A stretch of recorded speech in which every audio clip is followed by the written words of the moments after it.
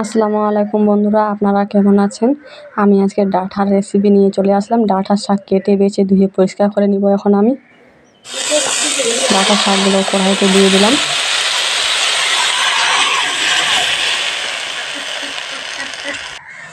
পরিমাণ মতো লবণ, পরিমাণ মতো জল দিলাম, দিয়ে ভালো করে এটাকে এখন আমি সেদ্ধ করে নিব।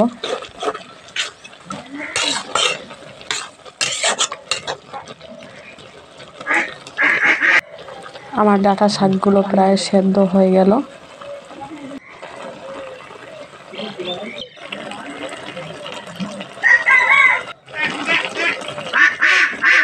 বাটিতে করে এখন আমি ডাঁটা শাকগুলো তুলে নিব।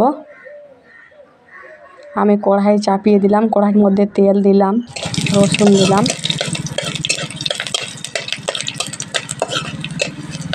জিরে দিলাম, ওর মধ্যে ডাঁটা শাকগুলো দিয়ে দিলাম। আমি এখানে আদা বাটা দিয়েছি, আপনারা চাইলে দিতেও পারেন, না দিতেও পারেন।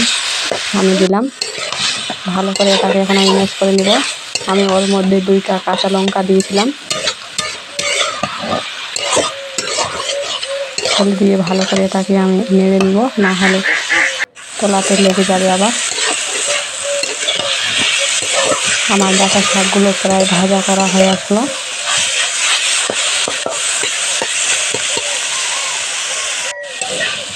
তেল ছেড়ে দিয়েছে।